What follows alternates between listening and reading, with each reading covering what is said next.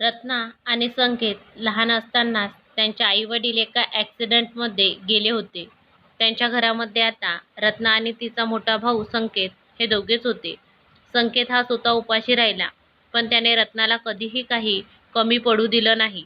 रात्रंदिवस कष्ट करून संकेतने सर्व सांभाळून घेतलं होतं. तो स्वतः शिकला आणि रत्नालाही शिकवलं. नातेवाईक होते, पण फक्त नावापुरते. अधूनमधून जगाच्या लाजेखातर भेटायला यायचे. पण रत्ना आणि संकेतला कधी कोणाची गरज लागली नाही. दोघांचं पण छान होतं त्यांचं घर. काही दिवसांनी त्यांच्या एका नातेवाईकाने संकेतसाठी एक स्थळ आणलं. संकेत लग्नासाठी तयार नव्हता. त्याला भीती वाटायची की लग्न झालं की त्याचं रत्नाकडे दुर्लक्ष होईल याची. पण रत्नाचा संकेतवर विश्वास होता की काहीही झालं तरी त्याचं तिच्यावरील प्रेम कधीच कमी होणार नाही. रत्नाने संकेतला खूप समजावलं, निदान माझ्या लग्नापर्यंत तरी मला वहिनीचं सुख घेऊ दे. तुझी होणारी बायको माझ्यावर आईसारखं प्रेम करेल. थोडे दिवस तरी मला आईच्या मायेखाली जगू दे आणि तुझा हक्काचा माणूस घरात आल्यावर मलाही तुला सोडून जाणं जड जाणार नाही. म्हणूनच जोवर तुझं लग्न होणार नाही तोवर मी पण लग्न करणार नाही. संकेतला रत्नाचं म्हणणे पटले. तो लग्नाला तयार झाला. संकेतचे लग्न झाले. वहिनी अगदी कोणालाही हवीशी वाटेल अशी होती का माहीत नाही, पण रत्नाला तिचा चेहरा आईसारखाच वाटायचा. स्वभावाने तर फार प्रेमळ होती. खूप पटकन ती त्या दोघांमध्ये मिसळून गेली. प्रिया आल्यापासून तिने रत्नाला कधी झाडू सुद्धा मारू दिला नाही. बोलायची, सासरी जाऊन हेच सर्व करायचं आहे. आता फक्त अभ्यास करा. परीक्षेच्या दिवसात तर कधी कधी जेवणही चारायची ती रत्नाला. जोवर रत्ना अभ्यास करायची तोवर प्रिया ही जागी राहायची. खूप छान नातं होतं रत्ना आणि प्रियाचं. नातं नणंद भावजयचं, नातं बहिणी बहिणीचं आणि नातं मैत्रिणीचं. आजूबाजूच्या लोकांनी खूपदा त्यांच्यात भांडण लावण्याचा प्रयत्न केला, पण त्यांच्या नात्यात काहीही फरक पडला नाही. उलट दिवसेंदिवस त्यांचं नातं आणखीनच घट्ट होत गेलं. खूप प्रेम दिलं प्रियाने रत्नाला. एवढं प्रेम तर रत्नाच्या आईनंही केलं नसतं. रत्नावर खरंच आई वडिलांचे आशीर्वाद असतील, तेव्हाच इतकी छान वहिनी मिळाली रत्नाला. कितीही कामे पडली तरी नेहमी हसत असायची प्रिया. तिला कधी थकवा नाही, राग नाही, द्वेष नाही. तिच्याकडे बघून रत्नालाही वाटायचे की मीही माझं घर अशीच सांभाळेन. आता रत्नाला संकेतला सोडून जायची जराही भीती वाटत नव्हती. रत्नाचे बी.कॉम पूर्ण झाले. आता तिलाही स्थळं येऊ लागली. रत्नाच्या लग्नाचा विषय जरी निघाला तरी प्रिया खूप उदास व्हायची. रत्नापासून दूर जाणे प्रियाला असह्य वाटत होते. प्रियाला खूप काळजी वाटायची. बिन आईबापाची पोर कसं घर मिळेल, माणसं कशी असतील. स्थळाबद्दल जराही शंका आली की सरळ नाही म्हणून सांगायची. रत्ना तिला चिडवायला म्हणून संकेतला मुद्दाम बोलायची की दादा ही काही माझे लग्न होऊ देणार नाही. पुढे प्रियाला दिवस गेले. तेव्हाही ती 9 महिने पूर्ण झाल्यावरच माहेरी गेली आणि 1.25 महिना झाला की लगेच परत आली. रत्ना आणि संकेतच्या काळजीने माहेरी एक रात्र काढणंही तिला जड जायचं. कधी कधी रत्नाला प्रश्न पडायचा, कुठून आणते ही एवढा चांगुलपणा, का करते ही आमच्यासाठी एवढं. प्रियाने स्वतःच्या मुलापेक्षाही रत्नाला जास्त महत्त्व दिलं. बाळ रडत असेल आणि रत्नाने आवाज दिला तर ती रत्नाकडे आधी धावत जायची, हातातील सर्व कामे टाकून. पण हे किती दिवस चालणार, स्वतःसाठी कधी जगणार ती. पण रत्ना तिथे असेपर्यंत तर ते शक्य नव्हते. शेवटी रत्नानेच लग्न करून तिथून जाण्याचा निर्णय घेतला. त्याच दरम्यान एक स्थळ आलं. रत्नाने लगेच होकार दिला. प्रिया तेव्हाही बोलली, वंस आणखी वेळ घ्या, ह्याहून चांगलं स्थळ बघू. पण रत्ना तिच्या निर्णयावर ठाम राहिली. तेव्हा संकेत आणि प्रियाही लग्नाला तयार झाले. रत्नाचे लग्न खूप थाटामाटात केलं त्या दोघांनी. ऐनवेळी ठरलेल्या लग्नामुळे पैशांची जुळवाजुळव करणं कठीण होतं, तरीही ते दोघे डगमगले नाही. प्रियाने तिच्या आईने तिला लग्नात घातलेले दागिने मोडून रत्नाला दागिने बनवले. आई करेल ती सर्व कर्तव्य प्रियाने आनंदाने पार पाडली. लग्न ठरल्यापासून खूप उदास राहायची. रत्नाला आणि संकेतला वाईट वाटेल म्हणून त्यांच्यासमोर खुश असण्याचं नाटक करायची. लग्न झालं. रत्नाचा तिच्या घरात पहिलाच दिवस. लग्न घर असल्याने घरात खूप माणसे होती. तरीही रत्नाला प्रियाने संकेतची खूप आठवण येत होती. रत्नाला माहीत होते की त्या दोघांनाही तिची खूप आठवण येत असणार. प्रिया तर अजून रडत बसली असेल. या सगळ्याचा विचार आला की रत्नालाही रडू यायचे. रत्नाच्या घरात सासू सासरे, दोघे दीर आणि ते दोघं एवढं कुटुंब होतं. घरात तीच मोठी होती. रत्नाचा नवरा हा एका सॉफ्टवेअर कंपनीमध्ये चांगल्या पोस्टवर होता. सासू ही थोड्या जुन्या विचारांची होती, पण रत्नाला त्यांच्या मर्जीत राहणं फार काही जड गेलं नाही. घरात रत्नाच मोठी असल्याने घराची सगळी जबाबदारी सासूने रत्नावर टाकली. कामं खूप असायची, पण कधी कंटाळा आला की ती प्रियाला आठवायची आणि पुन्हा कामाला उत्साह यायचा. लग्नाच्या पहिल्या वर्षातले सगळे सण रीतीभाती रीतसर केले प्रियाने रत्नाची. अगदी दोघे गेल्यावर पाय धुवून पदराने पुसेपर्यंत सर्व काही करायची ती. रत्नाच्या सासरच्यांनाही खूप हेवा वाटायचा तिचा. लग्नाच्या 3ऱ्या महिन्यातच रत्नाला दिवस गेले. रत्नाचं ओटीभरण ही खूप थाटामाटात केलं प्रियाने. 18 टोपली भरून पदार्थ आणि फळे आणली होती तिने. ओटीभरण झालं आणि रत्नाला घेऊन गेली ती. रत्नाचं बाळंतपणही तिनंच केलं. 2 महिने खाटेवरून खाली उतरू दिले नाही तिने रत्नाला. बाळाची अंघोळ रत्नाला शेकमाग आवडीने करायची. कधी कधी रत्नाला वाटायचं तिला घट्ट मिठी मारून सांगावं की ती आल्यापासून मला आई नसल्याची कधीही जाणीव झाली नाही, पण हिंमतच व्हायची नाही. पुढे रत्नाच्या बाळाचे बारसे, पहिला वाढदिवस सारं काही प्रियाने इतक्या उत्साहानं केले की रत्नाच्या मुलालाही ती फार आवडायची.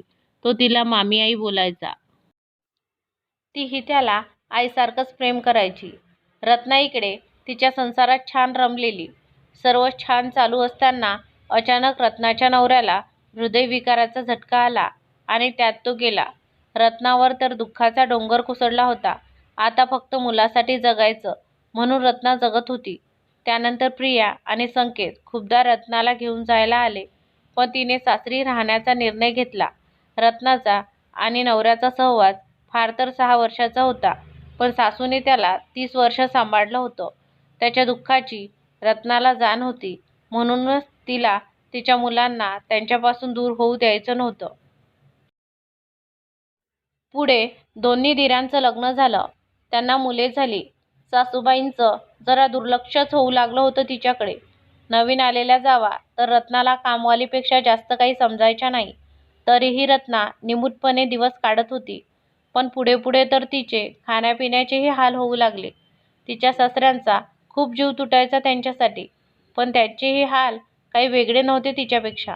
एक दिवस त्यांनी न राहून प्रिया आणि संकेतला सर्व हकीकत सांगितली. ते दोघे लगेच येऊन रत्नाला आणि तिच्या मुलाला घेऊन गेले. प्रियाने रत्नाला खूप धीर दिला. गेल्या काही दिवसात रत्नाचं हसू हरवलं होतं. प्रियाने तिला खूप हसवण्याचा प्रयत्न केला, पण तिच्यात काहीही बदल होत नव्हता. घराच्या एखाद्या कोपऱ्यात रत्ना शांत बसून असायची.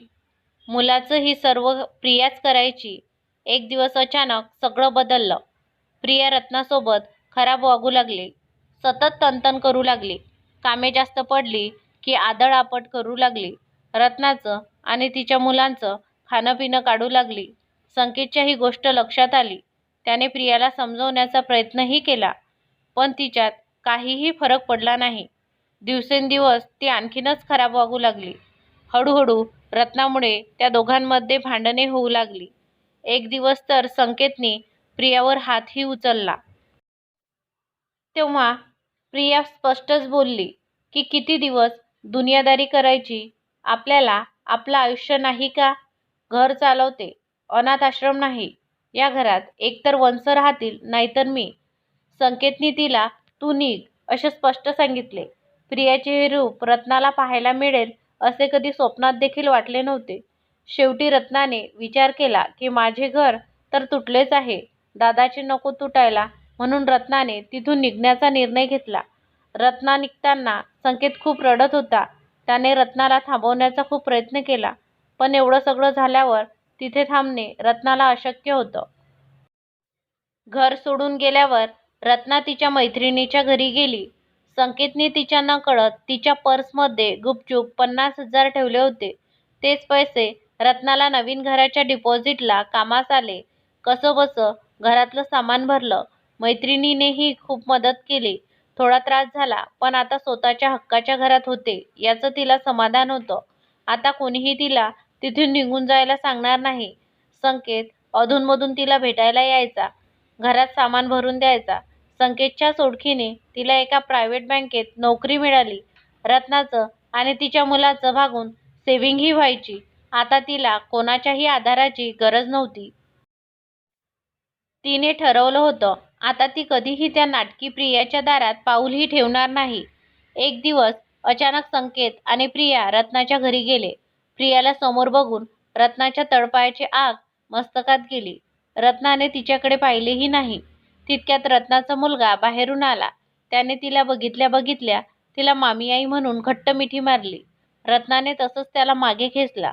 त्यावर प्रिया म्हणाली, वंश लहान आहे तो.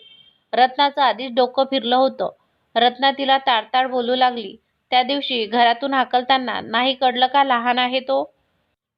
तुझे नाटक बंद कर. आता मी तुला चांगलंच ओळखलं आहे. तुझे खायचे दात वेगळे आणि दाखवायचे दात वेगळे आहेत. मी तुला माझ्या आईच्या जागी ठेवलं आणि तू तर कैकेयीलाही लाजवशील अशी वागलीस. प्रिया शांतपणे सगळं ऐकून घेत होती. संकेतने एक दोनदा मध्ये बोलण्याचा प्रयत्नही केला, पण प्रियाने त्याला अडवलं. रत्ना बोलतच होती. शेवटी रक्ताची नातीच खरी असतात. त्या दिवशी घर सोडताना दादाने माझ्या पर्समध्ये पैसे ठेवले नसते तर काय केलं असतं मी? कुठे गेली असती? तेव्हा संकेत म्हणाला, कसले पैसे? कोणी ठेवले? मी नाही ठेवले. रत्नाने आश्चर्याने प्रियाकडे पाहिले. ती खाली मान घालून रडत होती. ती संकेतला म्हणाली, ते कागदपत्र द्या वंशकडे आणि चला इथून. अजून काही वेळ थांबले तर माझा जीव जाईल. रत्नाच्या लक्षात आलं की ते पैसे प्रियानेच तिच्या पर्समध्ये ठेवले होते.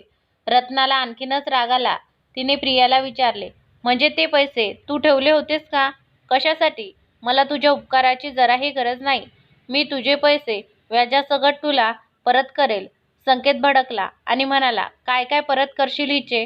अगं फक्त तिचं दूध पाजलं नाही तिने तुला, नाहीतर एखादी आई करेल ते सर्व केलं तिने तुझ्यासाठी. ती जे काही वागली ते फक्त तुझ्यासाठी, तू स्वतःच्या पायावर उभी राहावी म्हणून. तुझ्यातला स्वाभिमान जागावा म्हणून. आपली पिढी एकमेकांना समजून घेणारी होती. या पुढची पिढी अशी नसेल कदाचित. तिच्या येणाऱ्या सुनेने तुला आश्रितासारखी वागणूक दिलेली तिला सहन होणार नाही. म्हणून आणलेले कागदपत्र त्याने रत्नाच्या हातात दिले आणि म्हणाला, हे घे. हे काय आहे माहीत आहे का? आमच्या राहत्या घराची कागदपत्र. प्रियाने हट्ट करून घर तुझ्या नावावर करायला सांगितलं. मी तुझ्या रक्ताचा भाऊ आहे ना? मलाही प्रश्न पडला, घर तुझ्या नावावर करताना की आमचं काय होणार? पण प्रिया काय म्हणाली माहीत आहे? तुमचं मन म्हणजे माझं घर. मला विश्वास आहे तुम्ही मला फार वेळ भाड्याच्या घरात नाही राहू देणार. आपण दोघेही मेहनत करू आणि दुसरं घर घेऊ. पण वंशना भाड्याच्या घरात नका राहू देऊ. ते एकट्या काय काय करतील? हे सर्व ऐकल्यावर रत्नाला तिच्याशी नजर मिळवण्याचीही लाज वाटत होती. रत्नाने सरळ जाऊन तिचे पाय धरले आणि प्रियाची माफी मागितली. प्रियाने तिला उठवलं आणि म्हणाली, हे काय करताय वंश? आणि तिने रत्नाला तिच्या मिठीत घेतले. इतके दिवस रत्नाने तिच्या मनात ठेवलेली गोष्ट आज अखेर प्रियाला सांगितली. वहिनी, खरं सांगू, तू घरात आल्यापासून मला कधीही आई नसल्याची जाणीव झाली नाही ग. वहिनी नाही, आईच आहेस तू माझी.